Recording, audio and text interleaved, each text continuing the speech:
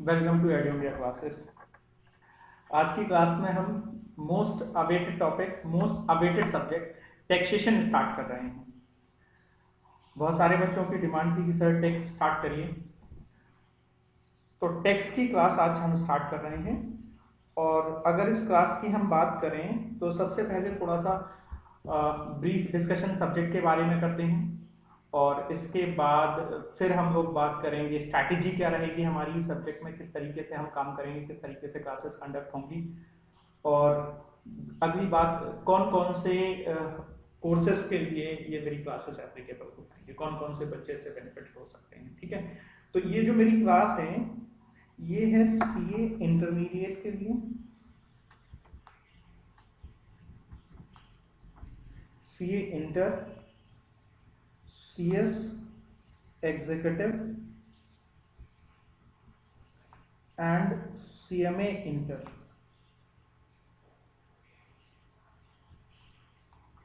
कई बार बच्चों को डाउट आता है, जैसे सीएमए वाले बच्चों को या सीएस वाले बच्चों को, सर ये जो क्लास है ये सीए के लिए है। बेटा पूरा प्रोसेस क्या है टैक्सेशन का, अगर हम डायरेक्ट टैक्स के पे फोकस करके अगर बात करें तो दो चीजें हैं, कॉन्सेप्ट प्लस क्वेश्चन।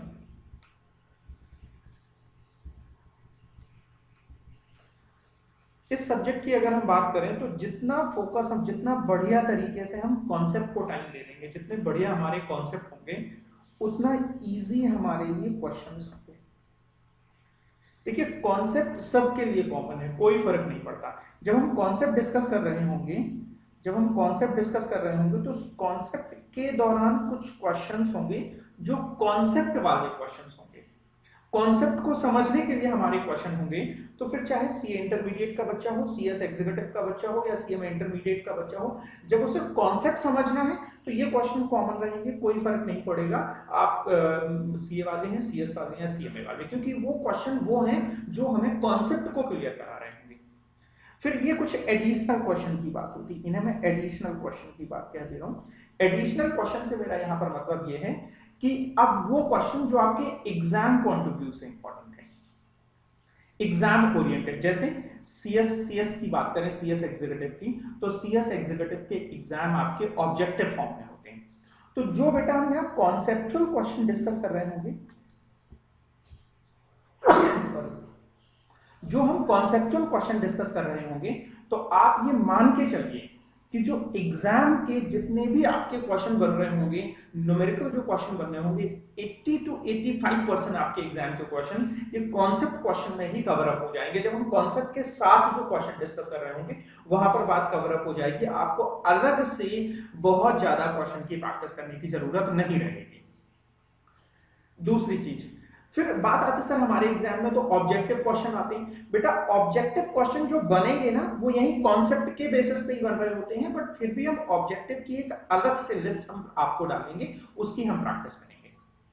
ठीक है, क्योंकि अब सीए के पेपर में भी कुछ ऑब्जेक्टिव क्वेश्चंस आ रहे हैं, सीएमए के पेपर में भी कुछ ऑब्जेक्टिव आ रहे हैं, और सीएस का तो पूरा ही पेपर ऑब्जेक्टिव है आपका। तो जब पूरा ही पेपर आपका ऑब्जेक्टिव है तो ऑब्जेक्टिव की भी हम क्वेश्चन की आपको लिस्ट देंगे जिसमें हम प्रैक्टिस करेंगे। टॉपिक के बाद उससे रिलेटेड जो ऑब्जेक्टिव क्वेश्चंस होंगे उन ऑब्जेक्टिव क्वेश्चंस की हम बात करेंगे और प्रैक्टिस करेंगे। आपको कुछ क्वेश्चंस की आपको सीट दे दी जाएगी, तो उससे आपके ऑब्जेक्टिव क्वेश्चन कवर अप हो जाएंगे। लेकिन मेरी बात फिर ये समझिए, ये जो क्वेश्चन का सेगमेंट है ये सेकेंडरी है, एडिशनल क्वेश्चन का सेगमेंट सेकेंडरी है। प्राइमरी जो मेरा फोकस होना चाहिए वो कॉन्सेप्ट प्लस कॉन्सेप्ट के ऊपर के क्वेश्चन। अगर आपको कॉन्सेप्ट बहुत अच्छे तरीके से समझ में आ गया और कॉन्सेप्ट को समझने के लिए जो हमने क्वेश्चन प्रैक्टिस किए हैं उनकी अगर आप अच्छे से प्रैक्टिस कर लेते हो, तो मेरी प्रॉमिस है, गारंटी इस बात की कि आप जो बाकी के प्रैक्टिस के क्वेश्चन होंगे ना, 90% क्वेश्चन आप करके लेके आएंगे। 90% क्वेश्चन में आपको दिक्कत नहीं आएगी। 10% क्वेश्चन कभी कभी होते हैं जो केवल ऑब्जेक्टिव, कभी कभी हिस्ट्री बेस्ड होते हैं, टैक्सेशन की हिस्ट्री से रिलेटेड कुछ क्वेश्चन पूछ लेते हैं या और कोई थ्योरेटिकल क्वेश्चन पूछ लेते हैं जो कॉन्सेप्ट के द्वारा कवर अप नहीं हुए होंगे, बट ऐसे क्वेश्चन होंगे केवल 10% जिन्हें हम प्रैक्टिस के दौरान कवर अप करेंगे। तो जो प्रैक्टिस की मैं बात कर रहा हूं, बाद में जो आपकी एग्जाम ओरिएंटेड प्रैक्टिस की बात कर रहा हूं या आपके कोर्स के ओरिएंटेड प्रैक्टिस की बात कर रहा हूं, जैसे सीएस का है तो सीएस के लिए क्वेश्चन की प्रैक्टिस या सीएमए के क्वेश्चन की प्रैक्टिस, तो वो प्रैक्टिस आप तभी कर पाएंगे, तभी आपके लिए बेनिफिशियल होगी जब आपका कॉन्सेप्ट पार्ट बहुत अच्छा हो। तो कॉन्सेप्ट के साथ में जो हम क्वेश्चन डिस्कस कर रहे होंगे ना, उन क्वेश्चंस का कोई लेना देना नहीं है कि वो सीए से हैं, सीएस से हैं या सीएमए से हैं। वो क्वेश्चंस आपके कॉन्सेप्ट को समझाने के लिए हैं और वो बहुत ही इंपॉर्टेंट क्वेश्चंस होंगे आपको कॉन्सेप्ट को समझने के लिए, और एग्जाम के पॉइंट ऑफ व्यू से भी इंपॉर्टेंट है, क्योंकि एग्जाम में अल्टीमेटली क्वेश्चंस आएंगे ना तो उन्हीं कॉन्सेप्ट के बेसिस पे आएंगे। बस थोड़े से क्वेश्चन का थोड़ा सा फिगर चेंज हो सकता है, डेटा चेंज हो सकता है, बाकी कहीं क्वेश्चन में कोई और कुछ कॉन्सेप्ट नहीं रहेगा। ठीक है, होप मेरी बात समझ में आ गई होगी। अब अगर मैं थोड़ी सी बात करूं, मैं अगर सीए इंटरमीडिएट की बात करूं, तो सीए इंटरमीडिएट का जो टैक्सेशन का पेपर है 100 मार्क्स का है। इस 100 मार्क्स में 60 मार्क्स हैं आपके, 60 मार्क्स हैं आपके डायरेक्ट टैक्सेस के, डीटी इनकम टैक्स का है, और 40 मार्क्स की है आपकी जीएसटी।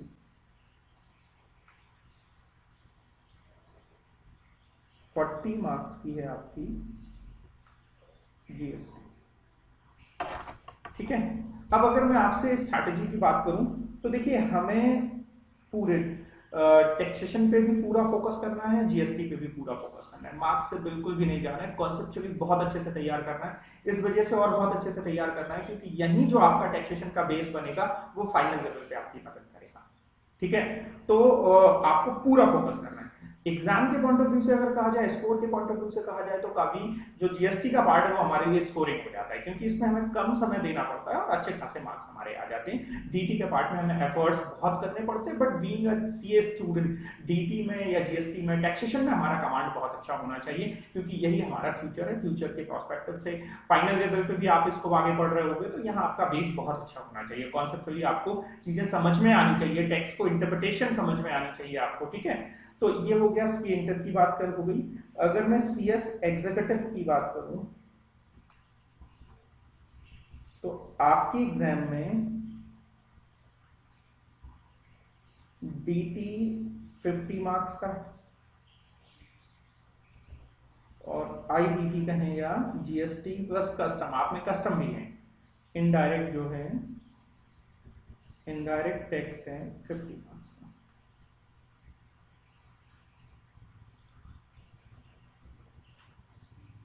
यस, ये बात आपको समझ में आती है। डीटी आपकी 50 मार्क्स की, डायरेक्ट 50 मार्क्स का है और ओएमआर बेस्ड पेपर है आपका। ठीक है, सीएमए की अगर मैं बात करूं तो सीएमए का पूरा 100 मार्क्स का पेपर डीटी के लिए, डायरेक्ट टैक्सेस के लिए। ठीक है, पेपर के पैटर्न की किस तरीके से आंसर करना होगा हम आगे भी बात करेंगे कि सीए वाले बच्चे किस तरीके से आंसर करेंगे, सीएमए को किस तरीके से करना है और सीएस को। इनिशियली जब हम कॉन्सेप्ट को समझ रहे हो, कॉन्सेप्ट से रिलेटेड क्वेश्चन कर रहे हो, तो इस बात से कोई फर्क नहीं पड़ता कि आप सीएस स्टूडेंट हैं, सीएस स्टूडेंट हैं या सीएमए स्टूडेंट हैं, आप टैक्सेशन सीख रहे हैं, ये बात आपको अच्छे से समझनी है। ठीक है, चलिए बात करते हैं टैक्सेशन की। तो मुझे बताइए टैक्स का मतलब होता क्या, आप क्या समझते हो टैक्स के बारे में, what do mean by tax. Subject को स्टार्ट करते हैं। तो टैक्स है क्या, व्हाट इज टैक्स। टैक्स क्या है, जब भी मैं क्लास में अगर टैक्स की बात करता हूं तो बच्चों से रिस्पांस आप लोग ये कहते हो कि सर टैक्स एक प्रकार की गवर्नमेंट हमसे चार्जेस ले रहा है, वो हमारे टैक्स हैं। ठीक है, जनरली टैक्स को हम देखें तो हम कुछ रिसोर्सेस अगर यूज कर रहे हैं तो उस रिसोर्सेस के यूज करने के लिए हमें कुछ चार्जेस देने पड़ते हैं, वो हमारे टैक्स कहलाते हैं। ठीक है, तो हम एक सिंपल वर्ड में टैक्स को अगर समझना हो तो दो बातें, हम दो डेफिनेशन के माध्यम से टैक्स को समझने की कोशिश करेंगे। तो एक तो डेफिनेशन ये कहती है, एक डेफिनेशन ये कहती है, अच्छा एक बात और समझनी है, एक आपको नोटबुक बनानी, नोट्स के लिए।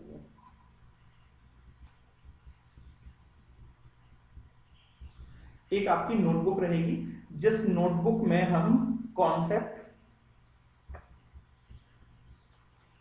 प्लस कॉन्सेप्ट रिलेटेड क्वेश्चन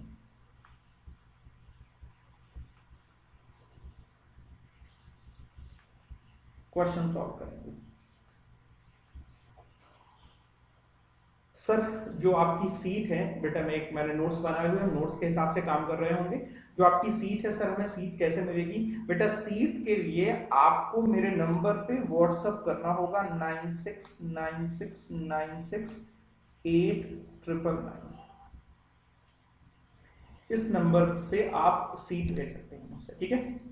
दूसरी चीज, अगली बात और करते हैं सर, ये किस अटेम्प्ट के लिए हमारी प्रिपरेशन हो रही है बेटा? अगर हम बात करें तो ये जो मई और जून अटेम्प्ट था जो पेंडिंग है, ठीक है, जिसकी मोस्ट प्रोबेबली चांसेस है कि जुलाई में आपके एग्जाम हो जाए अगर सब कुछ ठीक रहता है, तो आप उस अटेम्प्ट के बच्चों भी इस वीडियो से इस क्लासेस को कर सकते हैं, क्योंकि हम अगले 2 मंथ्स में डीटी का पार्ट कंप्लीट कर देंगे। तो अगर हमारे पास हम बात करें तो जून और जुलाई, तो काफी कुछ जुलाई में उनके एग्जाम होने होंगे, तब तक काफी कुछ मैक्सिमम पार्ट हमने यहाँ पर कवर अप कर लिया होगा। और जो नवंबर या दिसंबर अटेम्प्ट के जो स्टूडेंट हैं उनके लिए मेनली ये वीडियो है, ठीक है, उनके लिए मेनली ये क्लासेस हम स्टार्ट कर रहे हैं। तो उनके लिए तो पूरा टाइम रहेगा, पूरे तरीके से प्रॉपर तरीके से फोकस करके काम करेंगे। अगेन थोड़ा सा हम स्ट्रैटेजिकल होकर काम करेंगे। हम किस तरीके से अपनी शुरुआत करेंगे कि हम शुरुआत में हम बात करेंगे बेसिक की बात करेंगे प्लस रेसिडेंशियल स्टेटस की बात करेंगे।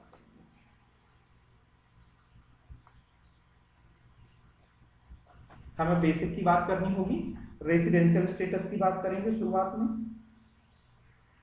देन फिर हम बात करेंगे कैपिटल गेन की। हम अपनी स्टार्टिंग करेंगे जो हेड में कैपिटल गेन से स्टार्ट करेंगे। देन हम बात करेंगे कैपिटल गेन से जुड़ा हुआ हम आईफॉस की बात करेंगे, इनकम फ्रॉम अदर सोर्सेस। इन दोनों का आपस में रिलेशन होता है, इंटर रिलेटेड होते हैं, तो इनकी हम बात करेंगे। फिर हम बात करेंगे पीजीडीटी की। ये आपके डीटी के मेजर चैप्टर्स हैं। मैं ये नहीं कह रहा हूं कि यही इंपॉर्टेंट है बाकी कुछ इंपॉर्टेंट नहीं बेटा, हर एक बात, हर एक सेक्शन, हर एक कॉन्सेप्ट इंपॉर्टेंट है। पता नहीं कब क्वेश्चन, कई बार एग्जाम में देखा गया उन्होंने केवल छोटी सी डेफिनेशन पूछ ली कि असेसी किसे कहते हैं, व्हाट इज असेसी, 5 मार्क्स की। तो किसी भी चीज को आप ये नहीं कह सकते हो कि इंपॉर्टेंट है, ये कम इंपॉर्टेंट है, इसे हमें छोड़ना है, हमें सब कुछ पढ़ना है। बट मेजर जो टाइम हमारा डिवोट होता है डीटी के पार्ट पे, या जो मैक्सिमम बच्चों को दिक्कत आती है डीटी में, वो दिक्कत आती है कैपिटल गेन को लेके, पीजीबीपी को लेके। बेटा मेरी प्रॉमिस है आपकी, आपको इन दोनों ही टॉपिक में आप बहुत एंजॉय करोगे, आपको मजा आएगा, आपकी लिंक क्लियर होंगी, आप इनमें बहुत बढ़िया तरीके से एंजॉय करोगे। बस आप एक्सपेक्टेड क्या है कि आप पूरा फोकस करें, टाइम रेगुलर क्लासेस करें। हम लोग क्लासेस, अभी तो मैंने क्लास आपको रिकॉर्डेड बोर्ड पे दे रहा हूँ, फिर हम लोग लाइव क्लासेस शुरू करेंगे 3rd और 4th ऑफ जून से, 3rd या 4th जून से लाइव क्लासेस होंगी। 1 आवर 15 मिनट की डेली क्लास होगी आपकी लाइव। मैं टाइमिंग वगैरह आपको इन्फॉर्म कर दूंगा अकॉर्डिंगली। और लाइव क्लासेस में आप रेगुलर बेसिस पे अगर क्लासेस कर रहे हैं, मेरे डायरेक्शन को अगर आप फॉलो कर रहे हैं, तो डीटी में आपको कहीं कोई दिक्कत नहीं रहेगी। आपको जो भी डिफिकल्ट टॉपिक होंगे वो आपको उतने ही इजी लगेंगे, आपको कहीं दिक्कत नहीं आएगी, ठीक है। तो कैपिटल गेन, आईफॉस, देन पीजीडीपी, देन फिर हम बात करेंगे, 3 हेड हो गए आपके। फिर हम बात करेंगे सैलरी की, फिर हम बात करेंगे हाउस प्रॉपर्टी की। इस तरीके से हम 5 हेड कंप्लीट करेंगे। फिर हम बात करेंगे क्लबिंग,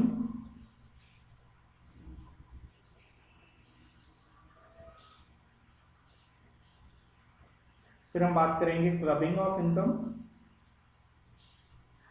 देन हम बात करेंगे सेट ऑफ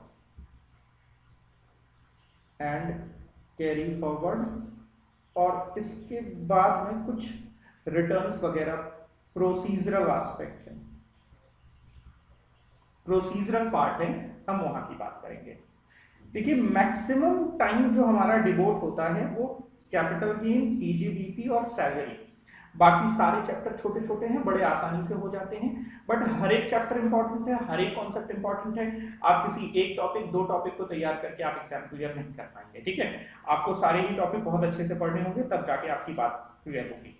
चलिए अब आज के मैं अपने डिस्कशन पे आगे बढ़ता हूँ। हमने काफी कुछ बेसिक बातें कर ली हैं, और अगर कोई आपका डाउट रहता है तो डाउट आप मुझसे पर्सनली दे सकते हो। मैंने आपको नंबर दिया हुआ है कि किस तरीके से हम आगे क्या लेके चलेंगे। आप उससे रिलेटेड कोई भी क्वेरी रहती है तो आप मुझसे डिस्कस कर सकते हो, ठीक है। चलिए अगली बात हम करते हैं, टैक्सेशन हमें स्टार्ट करना है। तो टैक्सेशन को समझने के लिए, टैक्स की अगर हमें बात करनी है, तो टैक्स के लिए ये एक डेफिनेशन पहले हम लेते हैं, इससे समझते हैं टैक्सेशन क्या है।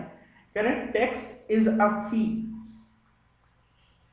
टैक्स क्या है? Fee, and that is charge by government, government के द्वारा चार्ज करी जाती है। किस पे? ऑन इनकम, इनकम पे, गुड्स पे, सर्विसेज पे, या फिर किसी इवेंट पे। मतलब इनकम अगर आप अर्न करोगे तो आपको टैक्स देना पड़ेगा, गुड्स को अगर आप यूज करोगे, सर्विसेज को अगर आप यूज करोगे तो आपको टैक्स देना पड़ेगा, और कई बार कोई इवेंट को लेके आपको टैक्स देना पड़ सकता है। ठीक है, तो tax is a fee that is charged by government on income, goods, services and any event. Sir government हमसे क्यों टैक्स चार्ज करती है, हमें क्यों देना पड़ता है टैक्स? देखिए बेटा, ये टैक्स एक्चुअल में होता क्या है कि हमें सुविधाएं देने के लिए टैक्स दिया जाता है। गवर्नमेंट क्या करती है भाई, गवर्नमेंट को सारा एडमिनिस्ट्रेशन करना पड़ता है, कंट्री का एडमिनिस्ट्रेशन करना है, डिफेंस को मैनेज करना है, और भी बहुत सारी इश्यूज हैं जो गवर्नमेंट को पूरे प्लानिंग वगैरह करनी होती है, तो उसके लिए गवर्नमेंट को रेवेन्यू चाहिए होता है, और गवर्नमेंट वो रेवेन्यू हमसे ही देती है टैक्स के लिए। मतलब सर ये हुआ, ये हमारा पैसा है, हम पे ही खर्च होना है, और बट हमसे रिकवर किया जाता है और बाद में हमारे ऊपर ही खर्च कर दिया जाता है। कुछ ऐसे ही आप समझ सकते हो कि ये हमें और बेटर सर्विसेज एक कंट्री के रूप में हमें बेटर सुविधाएं देने के लिए टैक्स हमसे गवर्नमेंट चार्ज करती है। ठीक है, तो सर मैं दूसरी एक डेफिनेशन हम टैक्स की कह सकते हैं कि tax is a cost of civilisation.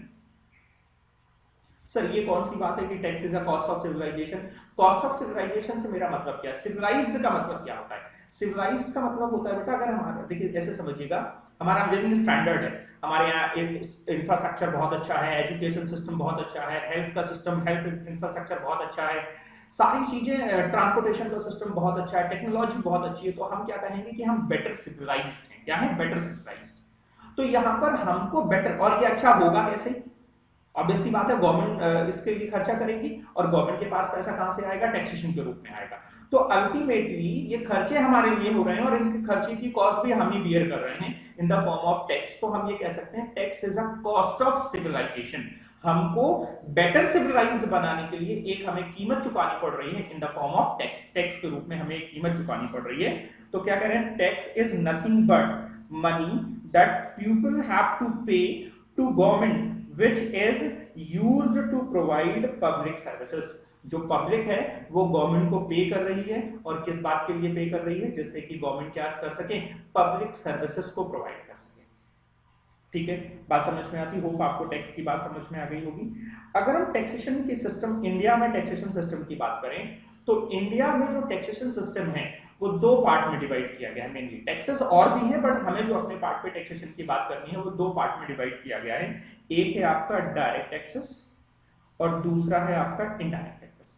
सबसे पहला क्वेश्चन यही अराइज होता है, सर ये डायरेक्ट टैक्सेस को डायरेक्ट टैक्सेस क्यों कहते हैं? डायरेक्ट टैक्स का मतलब क्या होता है, और ये इनडायरेक्ट टैक्स का मतलब क्या होता है? देखिए मेरी बात बहुत इत्मीनान से समझिएगा। टैक्स क्या है? Tax is a fee charged by government on income, goods, services. तीन बातों को लेते हैं। मतलब इनकम अगर आप अर्न करोगे तो आपको टैक्स देना पड़ेगा, गुड्स अगर आप यूज करोगे तो आपको टैक्स देना पड़ेगा, सर्विसेज अगर आप यूज करोगे तो आपको टैक्स देना पड़ेगा। टैक्स देना है इनकम के अर्न करने वाले को, गुड्स या सर्विसेज के यूज करने वाले को, और किसी इवेंट को बेनिफिट लेने वाले को टैक्स देना है। बट इनकम के केस में क्या होता है कि जो व्यक्ति इनकम अर्न कर रहा होता है, गवर्नमेंट डायरेक्ट उसी से टैक्स ले लेती है, तो वो डायरेक्ट टैक्स हो जाता है। बट गुड्स और सर्विसेज के केस में क्या होता है कि टैक्स देना, देखिए आपको, अगर मैं कोई गुड्स यूज कर रहा हूं या मैं कोई सर्विसेज यूज कर रहा हूं, तो आई एम लायबल टू पे टैक्स, मुझे टैक्स देना है। बट गवर्नमेंट टैक्स मुझसे ना लेके जो उन गुड्स और सर्विसेज का प्रोड्यूसर है, प्रोवाइडर है, गवर्नमेंट उससे टैक्स ले लेती है। जो सप्लायर है उन गुड्स एंड सर्विसेज का, उससे ले लेती है। तो सर ये फिर हमसे थोड़ी लिया गया, ये तो उस मैन्युफैक्चरर से, उस सप्लायर से लिया गया। बेटा वो टैक्स सप्लायर जो है ना, वो केवल एक मीडिएटर है, माध्यम है गवर्नमेंट और हमारे बीच में। टैक्स अल्टीमेटली हमें ही देना पड़ता है, उसका बर्डन हमारी ही पॉकेट में आएगा, लेकिन बस गवर्नमेंट ने रिकवर किससे कर लिया है?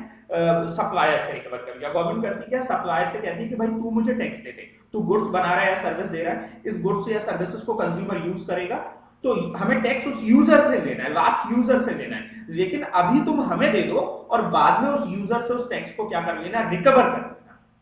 तो जब वो टैक्स पहले गवर्नमेंट उस सप्लायर से ले लेती है और बाद में वो सप्लायर आपसे रिकवर करता है, तो मतलब आपने टैक्स डायरेक्टली गवर्नमेंट को नहीं दिया बट इनडायरेक्टली गवर्नमेंट को दिया। या मैं कहूं गवर्नमेंट ने आपसे डायरेक्टली टैक्स नहीं लिया, इनडायरेक्टली टैक्स लिया।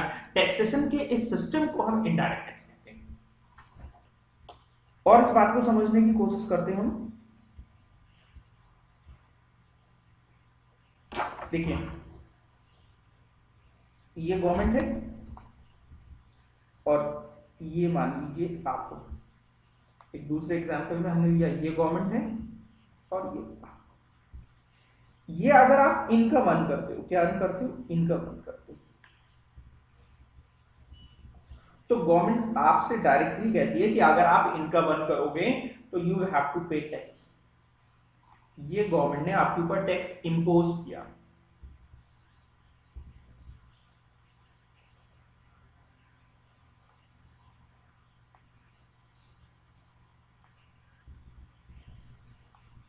गवर्नमेंट ने आपके ऊपर टैक्स इंपोज किया, लेवी किया, और ये आपने टैक्स पे कर दिया।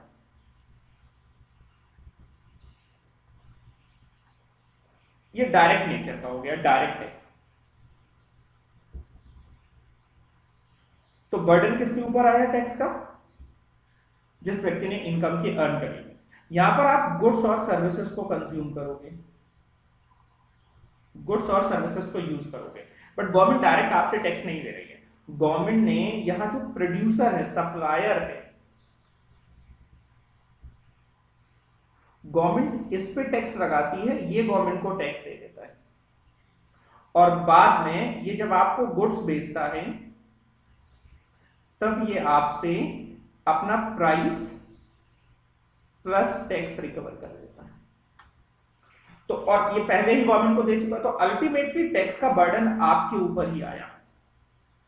बट कैसे आया? इनडायरेक्टली आया। तो टैक्सेशन के इस सिस्टम को हम क्या कहते हैं? इनडायरेक्ट टैक्स कहते हैं। तो डायरेक्ट टैक्स में क्या होता है कि the person who is paying the tax and the person who is bearing the tax is the same.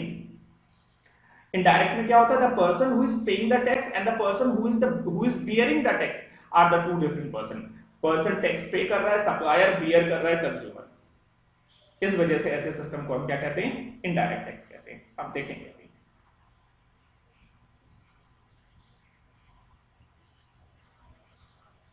तो ये है हमारे पास taxation system, direct taxes, indirect taxes.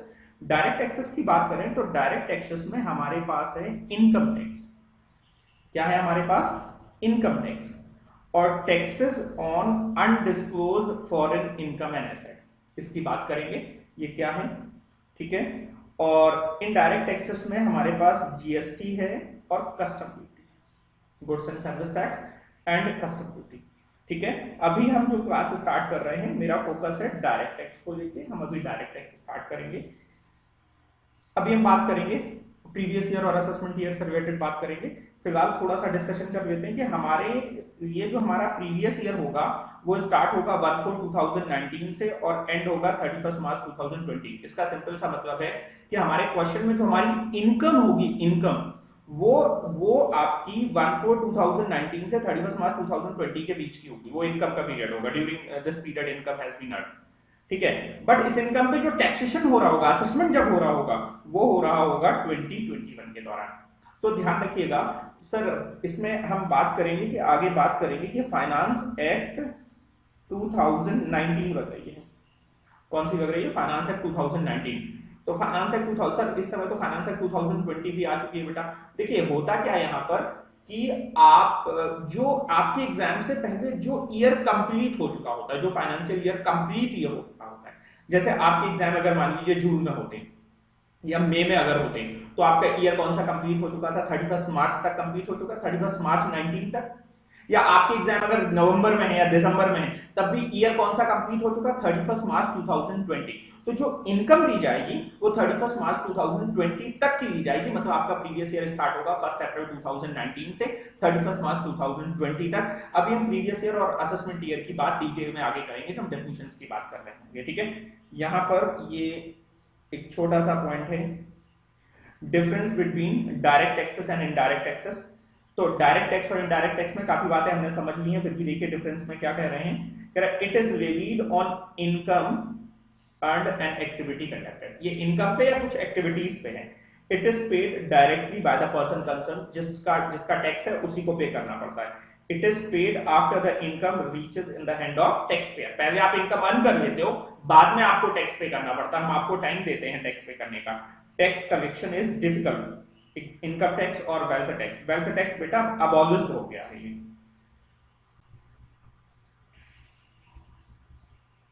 Sir फिर यहाँ क्यों दिया है? एक हम तो यहाँ तो टैक्स को डिफाइन कर रहे हैं ना, आज क्या लग रहा है नहीं लग रहा है उसकी बात नहीं कर रहा है। वेल्थ टैक्स था, कहीं हो सकता है कहीं पर लग रहा हो, तो वेल्थ टैक्स के रूप में भी एक डायरेक्ट टैक्स होता है, आज की डेट में नहीं लगता है भारत में। कह रहा it is levied on the product and services, ठीक है। It is paid by one person and recover from the other, ठीक है। It is paid before the goods and services reaches. देखिए ये पहले ही पे कर दिया जाता है, आपके पास गुड्स और सर्विसेज बाद में आते हैं, पहले ही गवर्नमेंट को पे कर दिया जाता है। Tax collection is relatively easier. भाई देखिए जो इनकम टैक्स में जो टैक्स पेयर है वो अनऑर्गेनाइज्ड है, ठीक है, पब्लिक है, उनसे टैक्स कलेक्ट करना थोड़ा सा डिफिकल्ट होता है। बट इनडायरेक्ट टैक्स में हम किसको, प्रोड्यूसर को ही पकड़ रहे हैं, तो वो ऑर्गेनाइज्ड सेक्टर होता है, उनसे टैक्स कलेक्शन थोड़ा सा इजी होता है। और अब जीएसटी में तो कुछ उन्होंने इस तरीके का सिस्टम बना दिया है कि आप टैक्स में चोरी करना थोड़ा मतलब काफी कठिन बात हो गई है। अब आपको टैक्स देना ही देना पड़ेगा, आप ये समझिए, ठीक है, समझ में बात आती है। डायरेक्ट टैक्सेस इनडायरेक्ट टैक्स की बात हमने कर ली। अब अगली एक बात आती है, सर मतलब हमें एक बात समझ में नहीं आती है, क्या कोई भी गवर्नमेंट आएगी और हमसे कैसे भी टैक्स लगा लेगी? कोई भी टैक्स गवर्नमेंट कल के दिन कहती है आज ये टैक्स दो, आज वो टैक्स दो, तो हमें देना पड़ेगा, ऐसा नहीं है बेटा। गवर्नमेंट भी देखिए, भारत में सर्वोपरि जो है ना वो कॉन्स्टिट्यूशन है। अगर कोई बात कॉन्स्टिट्यूशन में लिखी होगी तभी उस बात को गवर्नमेंट फॉलो कर सकती है, कॉन्स्टिट्यूशन के अगेंस्ट नहीं जा सकती, तो कॉन्स्टिट्यूशन सर्वोपरि है।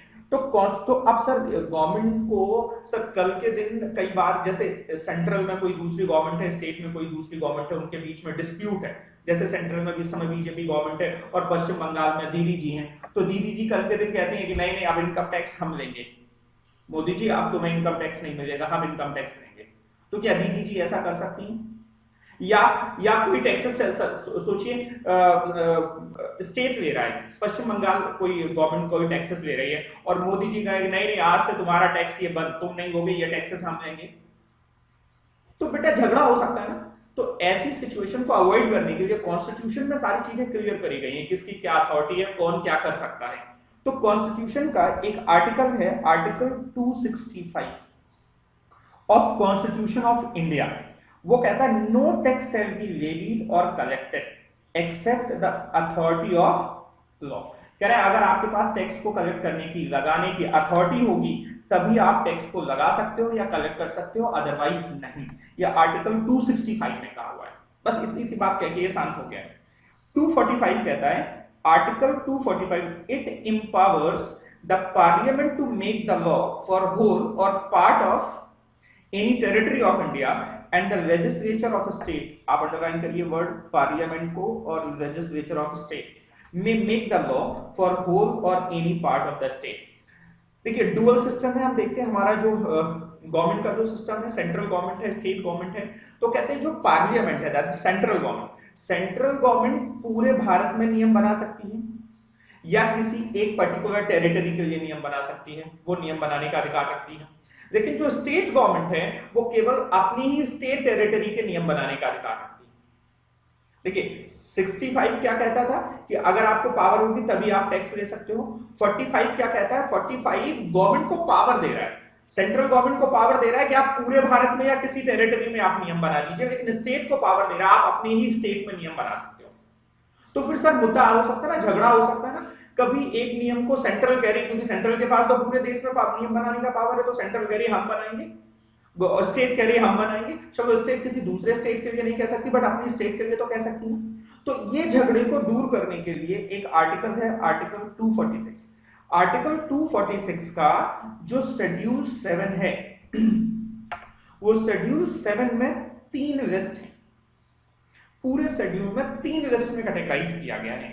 एक लिस्ट है आपकी यूनियन लिस्ट, एक लिस्ट है आपकी स्टेट लिस्ट, और एक है आपकी concurrent list, list 1, list 2, list 3। List 1 union list, list 2 state list, list 3 concurrent list. List 1 में हमारे कॉन्स्टिट्यूशन में आर्टिकल 246 शेड्यूल 7, आर्टिकल 246 शेड्यूल 7 में लिस्ट 1 में वो मैटर इनकॉर्पोरेट करे हैं, लिखे गए हैं जिन मैटर्स पे सेंट्रल गवर्नमेंट को, पार्लियामेंट को एक्सक्लूसिव राइट है लॉ बनाने के, नियम बनाने के। कोई भी जो मैटर अगर लिस्ट 1 में है तो उस मैटर पे टैक्स को, उस मैटर पे नियम बनाने का जो अधिकार है वो केवल और केवल किसको है, सेंट्रल गवर्नमेंट को अधिकार है। स्टेट लिस्ट जो सेकंड लिस्ट है आपकी, स्टेट लिस्ट में जो मैटर दिए गए हैं उन मैटर पे नियम बनाने का अधिकार एक्सक्लूसिव पावर किसका है, स्टेट गवर्नमेंट का। मतलब फिर सेंट्रल गवर्नमेंट उन मैटर्स के लिए नहीं कह सकती हम नियम बनाएंगे, नहीं, कुछ मैटर हमने स्टेट लिस्ट में भी रखे हुए हैं, उनसे रिलेटेड मैटर जो होंगे वो स्टेट गवर्नमेंट के रिलेटेड होंगे, स्टेट गवर्नमेंट नियम बनाएगी। और ये जो तीसरी लिस्ट है ना, वो मैटर जो बहुत लीस्ट इंपॉर्टेंट होते हैं किसी को, देखो एक बात बताओ, गवर्नमेंट कौन से मैटर में नियम बनाने में इंटरेस्टेड होगी जहां से गवर्नमेंट का रेवेन्यू हो, फायदा हो। तो कुछ फायदे वाले एरिया हमने सेंट्रल गवर्नमेंट के पास रख दिए, कुछ फायदे वाले एरिया हमने स्टेट गवर्नमेंट को भी दे दिए। अब सर वो एरिया बचे जिसमें किसी का कोई फायदा नहीं है, कॉन्करेंट लिस्ट में उनको डाल दिया और उनसे हमने ये कहा कि जिसको मौका मिल जाए वो नियम बना देना। सेंट्रल गवर्नमेंट अगर कोई नियम बना देती है, स्टेट बना देती है, जिसको मौका मिल जाए वो नियम बना देना, दोनों को पावर है नियम बनाने का।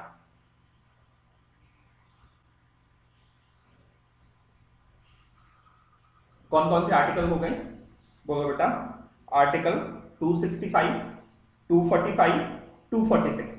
265 क्या कहता है कि अगर आपको पावर होगा तो ही आप टैक्स को लेवी कर सकते हो, कलेक्ट कर सकते हो, बिना पावर के नहीं कर सकते हो। पावर मिलेगी कहां से, कॉन्स्टिट्यूशन से। 245 क्या कहता है कि सेंट्रल गवर्नमेंट को पावर है कि पूरे भारत में या भारत की किसी टेरिटरी में वो नियम बना सकती है। स्टेट को पावर है कि वो अपनी स्टेट में वो नियम बना सकते हैं। ठीक है बेटा, मेरी बात समझ में आ रही है। लिस्ट 1 यूनियन लिस्ट क्या कहती है, यूनियन लिस्ट में कुछ मैटर इनकॉर्पोरेटेड किए गए हैं, लिखे गए हैं, उन एंट्रीज हैं, उन मैटर पे नियम बनाने का अधिकार केवल और केवल किसको है, सेंट्रल गवर्नमेंट को, एक्सक्लूसिव राइट सेंट्रल गवर्नमेंट को है। और स्टेट लिस्ट में जो मैटर लिए गए हैं उन मैटर्स पे एक्सक्लूसिव राइट है किसका, स्टेट लेजिस्लेचर का, स्टेट गवर्नमेंट का। और concurrent right least important matter है, दोनों में से कोई भी बना सकता है। ये लिस्ट में बहुत सारे मैटर दिए गए हैं, मेरा अभी जो फोकस है वो एंट्री 82 पे है।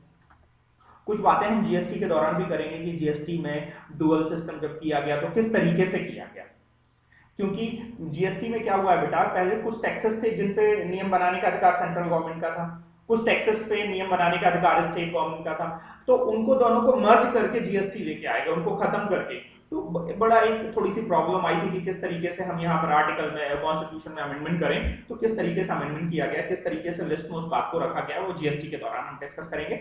अभी फिलहाल हम इतनी सी बात करते हैं कि एंट्री नंबर 82 ये सेंट्रल गवर्नमेंट को पावर देती है कि इनकम टैक्स का आप लगा सकते हो और कलेक्ट कर सकते हो, कह रहे income tax other than taxes on agriculture income. हाँ ध्यान रहे, लेकिन ये एग्रीकल्चर इनकम पे टैक्स नहीं लगा सकते। कई बार एक क्वेश्चन आता है कि सर एग्रीकल्चर इनकम पे टैक्स क्यों नहीं पड़ता है, तो कई बार हम एक इलॉजिकल सा आंसर दे देते हैं कि सर वो एग्रीकल्चर पे इस वजह से टैक्स नहीं पड़ता एग्रीकल्चर इनकम पे कि वो फार्मर्स गरीब होते हैं। बेटा देखिए, इनकम टैक्स में गरीबों को तो हमने वैसे भी छूट दे रखी है, एक बेसिक एग्जम्पशन लिमिट हमने दे रखी है कि अगर आपकी इतनी इनकम है तो हम आपसे टैक्स नहीं लेंगे।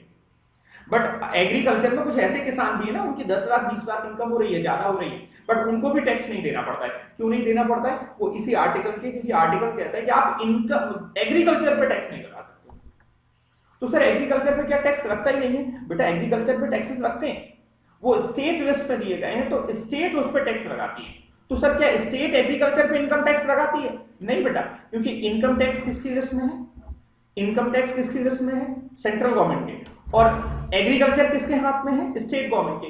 तो देखिए एग्रीकल्चर पे स्टेट गवर्नमेंट टैक्स तो लगा सकती है बट इनकम टैक्स नहीं लगा सकती है, और सेंट्रल गवर्नमेंट इनकम टैक्स तो लगा सकती है पूरे भारत में बट एग्रीकल्चर पे नहीं लगा सकती है। होप मेरी बात ये समझ में आ रही होगी आपको, ठीक है।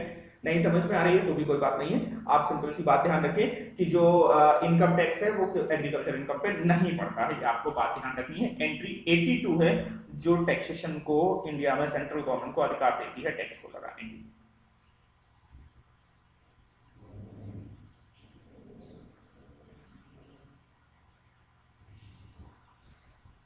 चैप्टर का बेसिक कॉन्सेप्ट में हमें क्या पढ़ना है, ये पूरा चैप्टर का ओवरव्यू है। और आज की क्लास मेरी एक इंट्रोडक्टरी क्लास रहेगी जिसमें हम थोड़ा सा इंट्रोडक्शन की हमने बात करी हुई है, थोड़ा सा कुछ कॉन्सेप्ट की बात करेंगे और फिर एक आध क्लास हम और रिकॉर्डेड मोड में आएंगे और मे बी थर्ड या फोर्थ से सेकंड थर्ड फोर्थ से लाइव क्लासेस होंगी आपकी प्रॉपर डेली बना के आपको शेड्यूल टाइमिंग वगैरह सारा सब कुछ इन्फॉर्म कर दिया जाएगा। ठीक है, चलिए कंपोनेंट ऑफ इनकम, ये बेसिक कॉन्सेप्ट है। हमें क्या देखना है, इनकम टैक्स के कंपोनेंट। ये कंपोनेंट ऑफ इनकम टैक्स का मतलब क्या होता है कि भाई अगर आप कह रहे हैं इनकम टैक्स मुझे पढ़ना है तो ऑब्जेक्टिव क्या है इनकम टैक्स पढ़ने का, क्यों पढ़ रहे हैं इनकम टैक्स? क्योंकि बेटा कल के दिन किसी पर्सन की अगर इनकम है तो उस पर हम टैक्स कैलकुलेट कर सकें। सर उस टैक्स को कैलकुलेट करने में हमें जो पढ़ना है वो कौन कौन से सोर्स हैं, कंपोनेंट क्या क्या हैं? तो कह रहे हैं कंपोनेंट में ये कंपोनेंट है इनकम टैक्स एक्ट 1961। जो हमारी इनकम टैक्स एक्ट है ना वो 1961 है। तो एक्ट के जो प्रोविजंस है वो हमारे लिए जरूरी है। एनुअल फाइनेंस एक्ट, बेटा हर साल कुछ अमेंडमेंट आते हैं। फाइनेंस एक्ट का कॉन्सेप्ट है, हम समझेंगे। जैसे कहा था ना कि फाइनेंस एक्ट 2019 के हिसाब से आपके एग्जाम होने हैं, आपके एग्जाम में फाइनेंस एक्ट 2019, तो उसमें कुछ अमेंडमेंट, नए रेट, वो फरवरी में जब बजट आता है तो बजट के दौरान अमेंडमेंट, नए रेट आते हैं कि अगले आने वाले साल पे कौन से रोड, अगले आने वाले साल की इनकम पे कौन से रेट या क्या प्रोविजन या क्या अमेंडमेंट एप्लीकेबल होंगे, उसके लिए फाइनेंस एक्ट। तो बेसिक प्रोविजन हमें इनकम टैक्स एक्ट तो पढ़ना ही पढ़ना है, बट हमें फाइनेंस एक्ट का भी नॉलेज होना चाहिए रेट्स वगैरह और अमेंडमेंट वगैरह के लिए। देन इनकम टैक्स रूल, इस रूल और एक्ट में क्या कहानी होती है, रूल अलग से क्यों बना दिए जाते हैं? देखिए बेटा होता क्या है कि गवर्नमेंट कई बार अपने को कंफर्टेबल जोन में रखती है। देखिए एक्ट को अमेंड करना थोड़ा सा डिफिकल्ट होता है, एक्ट को अमेंड पार्लियामेंट के द्वारा करा जाएगा, बट ये जो रूल होते हैं ना इनको amend CBDT, central board of direct access, ये हमारा डायरेक्ट एक्सेस का जो डिपार्टमेंट है उस डिपार्टमेंट को पावर होता है कि वो रूल इनको क्या कर सकती है, अमेंड कर सकती है। तो कई बार कोई मैटर अगर कॉम्प्लिकेटेड होता है तो उस मैटर पे दूरदृष्टिता गवर्नमेंट की नहीं होती, कोई कंफ्यूजन रहता है तो गवर्नमेंट उस पर नियम ना बना के सीधे क्या बना देती है, रूल में पकड़ देती है। तो रूल में क्या होगा कि जब दिक्कतें पड़ेंगी तो क्लैरिफिकेशन या अमेंडमेंट आसानी से होते रहेंगे।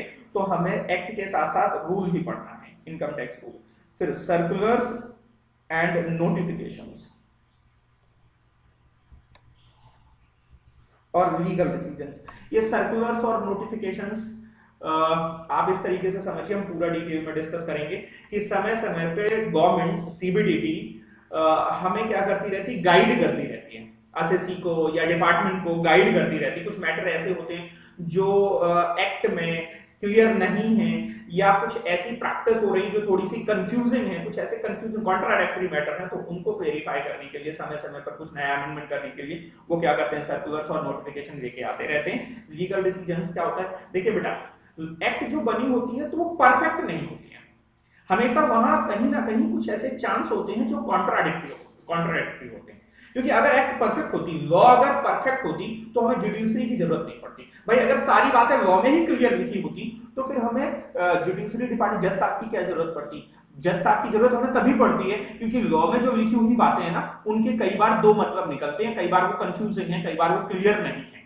तो कई बार ऐसे मैटर पे जब डिस्प्यूट हो जाता है और डिस्प्यूट कोर्ट में जाता है और कोर्ट के जब डिसीजंस आते हैं तो वो डिसीजंस लीगल डिसीजंस कहलाते हैं और वो भी आपकी लॉ बन जाते हैं। क्या बन जाते हैं? लॉ बन जाते हैं। ठीक है, तो ये कितनी चीजें हो गई बेटा आपकी? 5 चीजें। ये 5 चीजों को जब हमारे पास नॉलेज होगा तभी जाके हम इनकम टैक्स को कंप्लीट कर पाएंगे। ठीक है, तो ये सारी बातें हम ग्रेजुअली धीरे धीरे पढ़ेंगे। नेक्स्ट क्या है, step for computation of total income and tax liability. Total income और टैक्स लायबिलिटी को कंप्यूट करने के स्टेप क्या है? देखिए बहुत सिंपल सी कहानी है, बहुत आसान बात है। हम किसी पर्सन की इनकम को वर्कआउट करना है तो उस इनकम को वर्कआउट करने के लिए सबसे पहला प्रोसेस होता है कि हम उसका रेसिडेंशियल स्टेटस डिटरमाइन करते हैं। आगे हम डिस्कस करेंगे सर ये रेसिडेंशियल स्टेटस क्या होता है, बट इतना समझ लीजिए आप अभी इनिशियल लेवल पे कि रेसिडेंशियल स्टेटस के बेसिस पे ये डिसाइड होगा कि आपकी कौन कौन सी इनकम पे आपको इंडिया में टैक्स देना पड़ेगा। क्योंकि कई बार एक असेसी ऐसा है जो कभी इंडिया में रह रहा है, कभी इंडिया के बाहर रह रहा है, कुछ इनकम उसकी इंडिया में आ रही है, कुछ इनकम इंडिया के बाहर आ रही है। तो अब उसे अपनी इंडिया में अपनी कौन कौन सी इनकम पे टैक्स देना पड़ेगा ना, ये बात डिसाइड होगी on the basis of residential status. तो सबसे पहला पार्ट होता है कि हम असेसी का, हम पर्सन का जिसका हमें टैक्स निकालना है उसका हम रेसिडेंशियल स्टेटस डिटरमाइन करते हैं, देन फिर आगे की हम कोई बात करते हैं। तो रेसिडेंशियल स्टेटस हमने डिटरमाइन किया, फिर हमने यहाँ इनकम को एक इनकम नहीं माना गया, इनकम को हमने 5 डिफरेंट हेड्स में कैटेगराइज किया है। 5 अलग अलग हेड में इनकम को बांटा है। Income from salary, income from house property, PGBP profit and gains of business and profession, and capital gain and IFOS. ये 5 हेड में हमने इनकम को डिवाइड किया है। तो अब कोई पर्टिकुलर इनकम है ना, तो जैसे अकाउंटिंग में इनकम इज इनकम, बट यहां पर इनकम को सीधे सीधे इनकम नहीं कह सकते। इनकम को हमें देखना पड़ेगा कि वो किस हेड की इनकम है। एक इनकम जब किसी पर्टिकुलर हेड को सेटिस्फाई करेगी, हेड की कंडीशन को ये बात क्लियर करेगी कि हम इस हेड में टैक्सेबल, इस हेड की इनकम है, तभी उस हेड के प्रोविजन उस इनकम पे एप्लीकेबल होंगे। तो सबसे इंपॉर्टेंट बात क्या हो गई कि हम इनकम को हेड वाइज डिवाइड करते हैं 5 डिफरेंट हेड्स में। फिर हेड में डिवाइड करने के बाद पांचों हेड सीखेंगे, जैसा कि अभी हमने बात करी थी, salary, house property, PGBP, capital gain, IFOS, ये सारे हेड हैं आपके। तो इन पे हम एक एक हेड का टैक्सेशन सीखेंगे। जब पांचों हेड की इनकम निकाल के टोटल कर दिया जाएगा, और उस टोटल करने के बाद कुछ क्लबिंग के कॉन्सेप्ट हैं, कुछ set of and carry forward के कॉन्सेप्ट हैं। क्लबिंग के कॉन्सेप्ट क्या होते हैं बेटा, ये मैं केवल एक आउटलाइन दे रहा हूं सब्जेक्ट की, फिर धीरे धीरे एक एक बात को डिस्कस करेंगे, फिर बाद में उनको मर्ज करेंगे, तो आपको पूरा लॉजिक क्लियर समझ पे आएगा। क्लबिंग होता क्या, वैसे जनरली क्या कहा गया टैक्सेशन के बारे में कि अगर मेरी इनकम है तो मुझे ही टैक्स देना पड़ेगा। मैं अपनी इनकम का बर्डन या टैक्स का बर्डन किसी और पे शिफ्ट नहीं कर सकता, जैसा इनडायरेक्ट टैक्स में होता है। एक असेसी को अपनी इनकम पे उसे खुद ही टैक्स देना पड़ेगा, ये बेसिक रूल ये कहता है। लेकिन कुछ केसेस में उन्होंने कहा है कि आपको, असेसी को, किसी दूसरे पर्सन की इनकम पे भी टैक्स देना पड़े, उसकी दूसरे पर्सन की इनकम को भी आपकी इनकम में क्लब कर दिया जाएगा। सर ऐसा क्यों किया जाएगा, कुछ सर्कमस्टांसेस हैं, कुछ ऐसे सिचुएशंस हैं कि जिन सिचुएशंस में ये क्लबिंग के प्रोविजन अप्लाई होंगे। तो अगर ऐसी कोई इनकम है जो मेरी नहीं है बट फिर भी मेरे में क्लब करी जाएगी, क्यों करी जाएगी, इसका आंसर हम आगे पढ़ेंगे, जब डिस्कस करेंगे चैप्टर को तब समझ में आएगा। तो वो क्लबिंग हम करेंगे। फिर क्या होता है, कुछ सेट ऑफ, कुछ हमारे लॉसेस है। गवर्नमेंट हमें क्या करती है कि इनकम पे टैक्स ले रही है, बट अगर कोई लॉसेस है तो लॉसेस का हमें सेट ऑफ भी देती है। तो सेट ऑफ के प्रोविजन, क्लबिंग के प्रोविजन, सेट ऑफ के प्रोविजन अप्लाई करने के बाद, पांचों हेड की इनकम पे क्लबिंग और सेट ऑफ के प्रोविजन को अप्लाई करने के बाद फिर जो इनकम आती है, उस इनकम को हम कहते हैं ग्रॉस टोटल इनकम। क्या कहते हैं बेटा, ग्रॉस टोटल इनकम। तो क्या प्रोसीजर हो गया, हमने रेसिडेंशियल स्टेटस डिटरमाइन कर लिया। क्यों डिटरमाइन किया, जिससे हम ये पता कर पाए कि आरसीसी की कौन कौन सी इनकम पे इंडिया में टैक्स देना पड़ेगा। अगर एक असेसी ऐसा है जो इंडिया के बाहर नहीं है, जिसकी सारी इनकम इंडिया पे है, तो उस पे रेसिडेंशियल स्टेटस ज्यादा इंपॉर्टेंट नहीं हो जाता, क्योंकि उसे तो इंडिया में टैक्स देना ही देना है। ये जो रेसिडेंशियल स्टेटस का कॉन्सेप्ट है, ये बेसिकली उनके लिए ज्यादा इंपॉर्टेंट हो जाता है, वो असेसी जो कभी इंडिया के बाहर, कुछ इनकम उनकी इंडिया में, कुछ इनकम इंडिया के बाहर है। ठीक है, मेरी बात समझ में आ रही है। फिर हम क्या करेंगे, deduction from gross total income. जो ग्रॉस टोटल इनकम निकल के आएगी, पांचों हेड, कौन कौन से पांचों head, salary, house property, PGBP, cap gain, IFOS. IFOS का मतलब इनकम फ्रॉम अदर सोर्सेस। पहले जो 4 हेड हैं वो स्पेसिफिक हैं। सैलरी हेड सैलरी इनकम के लिए, हाउस प्रॉपर्टी इनकम के लिए, बिजनेस इनकम के लिए, कैपिटल गेन किसी एसेट को अगर आप ट्रांसफर करते हो तो उस पे कैपिटल गेन, और जो इनकम पहले 4 हेड में टैक्सेबल नहीं हुई वो आईफॉस में। वैसे डिटेल डिस्कशन हम करेंगे। अभी एक मोटा मोटा ओवरव्यू दे रहे हैं बेटा, एक आइडिया रहे हमारे दिमाग में कि हम कोई चीज डिस्कस कर रहे हैं तो क्यों डिस्कस कर रहे हैं, सब्जेक्ट हम पढ़ रहे हैं तो क्यों पढ़ रहे हैं, क्या लॉजिक है इस सब्जेक्ट का, किस तरीके से हमें इसको प्रोसीड करना है। फिर उसके बाद हम डिडक्शन देंगे। कुछ डिडक्शन है, एक सीरीज है 80C से 80U की, तो वो हम डिडक्शन देंगे बेटा। और डिडक्शन के बाद आपकी टोटल इनकम निकल के आ जाएगी, और उस टोटल इनकम पे हम जो फाइनेंस एक्ट है हमारी, हमने कहा था ना फाइनेंस एक्ट में रेट दिए गए होंगे, उन रेट के हिसाब से हम टैक्स कैलकुलेट करेंगे और गवर्नमेंट को टैक्स दे देंगे। ठीक है, तो ये सारा स्टेप है हमारा टैक्स का।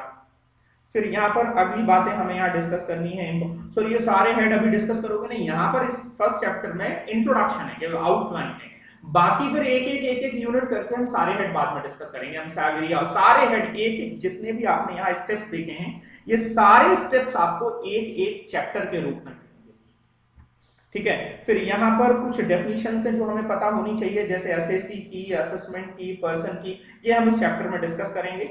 और नेक्स्ट है basis of charge, rate of tax. तो हमने रेट ऑफ टैक्स में देखा कि इनकम टैक्स के कुछ रेट हैं, charges of income tax, rate of income tax, वो हम टैक्सेस के रेट जो हमारी टोटल इनकम निकल के आएगी, वो रेट आपके फाइनेंस एक्ट से जो गिवन होंगे उन रेट के हिसाब से हम टैक्स कैलकुलेट करेंगे। ठीक है, कुछ रेट हमारे फाइनेंस एक्ट से गिवन होते हैं, कुछ रेट हमारे इनकम टैक्स एक्ट के भी चलते हैं, तो रेट होंगे, उन रेट से हम क्या करेंगे, टैक्स कैलकुलेट करेंगे।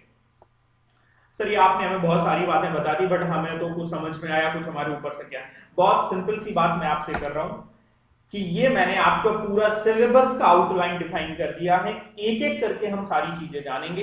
आज की क्लास में एक छोटी सी मैंने इंट्रोडक्टरी क्लास रखी हुई थी, जिस क्लास में हम थोड़ी सी अभी आगे और बात करेंगे, डेफिनेशन से रिलेटेड कुछ छोटे मोटे डेफिनेशंस की बात करेंगे। फिर मेनली अभी हमें शुरुआत की एक दो क्लासेस में हम बेसिक और रेसिडेंशियल स्टेटस डिस्कस करेंगे, और बेसिक और रेसिडेंशियल स्टेटस जब हमारा डिस्कस हो जाएगा, इसके बाद जब हम हेड्स ऑफ इनकम शुरू करेंगे तो बेटा हम वो लाइव क्लासेस में शुरू करेंगे। ठीक है, तो लाइव क्लासेस में एक एक हेड करके डिस्कस करेंगे। तो जब ये सारे हेड कंप्लीट हो जाएंगे और set of carry forward clubbing, तब एक बार मैं इन सबको फिर एक बार रिकॉल करूंगा और कहूंगा कि ये जो हमने अभी आज डिस्कस किया हुआ था, अब वो बातें सारी एक दूसरे से कनेक्टेड हो गई हैं, जुड़ गई हैं।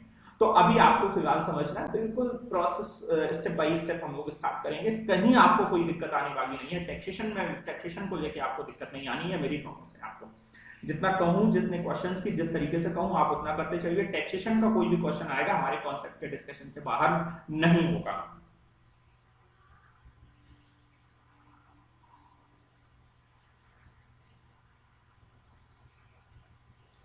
चलिए, जैसा कि मैंने कहा था कंपोनेंट, सबसे पहला पार्ट हम बात कर रहे थे कंपोनेंट की। बेसिकली इंट्रोडक्टरी है, हमारा आपका नॉलेज गेन करना है। अभी हम टैक्सेशन जैसा कुछ नहीं सिखा रहे हैं, अभी जीएस जनरल नॉलेज हम आपका टैक्स को लेके जनरल नॉलेज से रिलेटेड हम बातें आपको बता रहे हैं। ठीक है, तो कह रहे हैं कंपोनेंट ऑफ इनकम टैक्स में हमने देखा था कि 5 कंपोनेंट होते हैं। कौन कौन से? इनकम टैक्स एक्ट है, फाइनेंस एक्ट है, इनकम टैक्स रूल है, circulars, notification, legal decision of the court.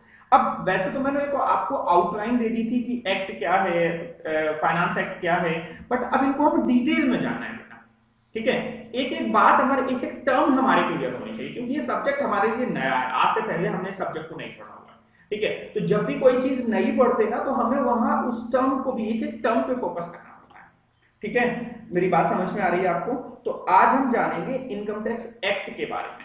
Act के बारे में कुछ बेसिक बातें, जिसपे आपसे क्वेश्चन अगर बनेगा भी तो ऑब्जेक्टिव क्वेश्चन एक आध बन सकता है, ओएमआर फॉर्मूला। ठीक है, ऐसे नहीं पूछेंगे कि एक्ट क्या होती है, वो आपसे ऐसा क्वेश्चन कभी नहीं पूछेंगे। कह रहे हैं the levy of income tax act is govern by income tax act 1961। आप याद रखिए, आपकी जो एक्ट है वो है income tax act 1961। It came into force on 1 अप्रैल 1962। ये 1 अप्रैल 1962 से भारत में लागू करी गई थी। It contains 298 sections and 14 schedules. इस पूरे एक्ट में 298 सेक्शंस हैं और 14 शेड्यूल हैं। कह रहे हैं सेक्शन किसे कहते हैं? अ सेक्शन में, सेक्शन बेसिकली एक्ट को हमें पढ़ने में, समझने में इजी जाए, तो हमने सेक्शंस के रूप में कैटेगराइज कर रखा है। कोई भी लॉ जो डिजाइन करी जाती है वो सेक्शंस के रूप में। कह रहे हैं सेक्शन, अ सेक्शन में हैव सब सेक्शन। एक सेक्शन में जैसे जो बात है, जो कॉन्सेप्ट्स हैं, वो काफी कॉन्सेप्ट्स हो जाते हैं, तो उन्हें सब सेक्शन के रूप में डिवाइड कर देते हैं। तो मे हैव सब सेक्शन, क्लॉजेस एंड सब क्लॉजेस। एक सेक्शन में, एक सेक्शन है जैसे अगर मान लीजिए कि जो किसी एक लॉ के बारे में बता रहे हैं। ठीक है, एक सेक्शन है जो लॉ के, अब उस लॉ के बारे में सारी बातें बताने के लिए उसमें हमें सब सेक्शन हो सकते हैं, हमारे सब क्लॉजेस हो सकते हैं और सब क्लॉजेस हो सकते हैं। ठीक है बेटा, a section, sub section, clauses में also have proviso and explanation. ये जितने भी सेक्शन हो, सब सेक्शन हो, क्लॉजेस हो, सब क्लॉजेस हो, इनके प्रोवाइजो हो सकते हैं। सर प्रोवाइजो क्या होता है? प्रोवाइजो का मतलब होता है टैक्सेशन में एक्सेप्शन को प्रोवाइजो के रूप में कहते हैं कि अगर एक सेक्शन कोई बात कह रहा है और अगर कहीं पर वो बात डायरेक्टली अप्लाई नहीं हो रही है, तो वो बात जो, कहां पर वो बात, वो सेक्शन अप्लाई नहीं हो रहा होगा, तो वो बात प्रोवाइजो में दी गई होगी। एक्सेप्शन जो होंगे उस सेक्शन, सब सेक्शन या क्लॉजेस या सब क्लॉजेस के, वो प्रोवाइजो में दिए गए होंगे। एक्सेप्शन तो सर ये एक्सप्लेनेशन क्या होता है कि कभी कोई सेक्शन में बात लिखी होती है तो बड़ी टेक्निकल होती है, धीरे से समझ में नहीं आ रही होती। अब हम सेक्शन को ज्यादा बल्कि नहीं बनाते, तो सेक्शन को समझाने के लिए हमने उसका एक्सप्लेनेशन दिया होता है, जिस एक्सप्लेनेशन में हमने सेक्शन को समझाया होता है। ठीक है, चलिए नेक्स्ट करें। The provisos to a section, subsection, clauses spell out exception of the provision contain in respective section subsection. Obvious सी बात है, मैंने आपके साथ डिस्कस कर ली। एक्सप्लेनेशन की बात हमने यहाँ पर डिस्कस करी हुई है। कह रहे द explanation to a section subsection gives the clarification. Explanation क्या देते हैं? प्रोवाइजो का मतलब एक्सेप्शन, एक्सप्लेनेशन का मतलब क्लेरिफिकेशन। ठीक है, क्लेरिफिकेशन के लिए हमने एक्सप्लेनेशन दिए। Income tax act 1961 undergoes changes every year with addition or deletion brought out in annual finance act।